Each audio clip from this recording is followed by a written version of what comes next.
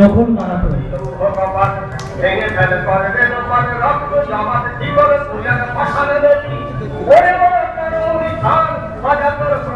আমি নজরুল পুরস্কার গ্রহণ করলেন গিরিশ চক্রবর্তী মরণোত্তর গ্রহণ করলেন তার সুযোগ্য কন্যা সন্ধ্যা চ্যাটার্জি।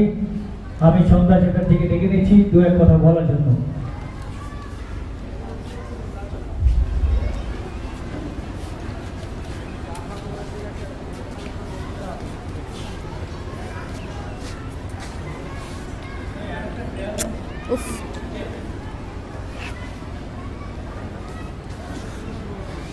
নমস্কার। প্রথমেই আমি আন্তরিক কৃতজ্ঞতা প্রকাশ করছি কাজী মোজাহার হোসেন সাহেবকে এবং নজরুল একাডেমি চলিয়া সবাই, যে তারা আমার বাবাকে এত মর্যাদা দিলেন। মানে আমি সত্যি আর আবেগে কোনো কথা বলতে পারছি না।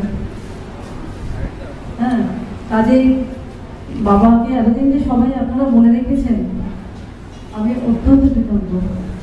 এই গানটি বাজলো, এটা আমার বাবা স্মৃতি 1952 সালে গিয়েছিলেন HMV-তে। হ্যাঁ, এই দিকে আজকে নিয়ে এলাম যে শোনা যায়, এত সম্মান দিলেন আপনারা আমার বাবাকে। হ্যাঁ, তাই ভাবলাম এটা একটু শোনাই। আজকে সব জায়গায় লোকের কথা এটাও আমার কাছে খুব লাগে, কারণ বিদ্রোহী কবিতা 90 বছর উপলক্ষে কত অনুষ্ঠান হলো, কত জায়গায় কত কিছু শুনতে পাচ্ছি। বাবার হাত ধরেও কত শিল্পী উঠে এসেছেন, তা কোথাও কিন্তু একটু শুনতে পাই না, আমার কানে অন্তত আসেনি যে কোথাও হয়তো এই গানটা বাজলো কিংবা একটু শোনা গেল এই গানটা আমার বাবা গিরিশ চক্রবর্তী সুর দিয়ে এই গানটা রেকর্ড করেছে, তাহলেও একটু ভালো লাগতো।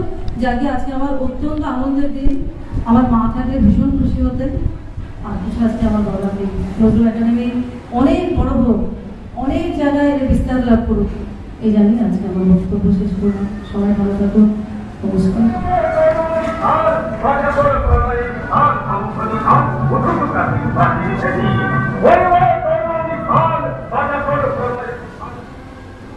অসংখ্য ধন্যবাদ সন্ধ্যা চ্যাটার্জিকে।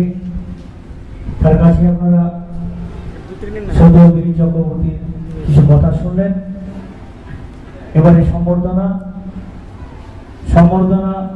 গ্রহণ করবেন বিশিষ্ট সঙ্গীত শিল্পী সুব্রত চক্রবর্তী মহাশয়।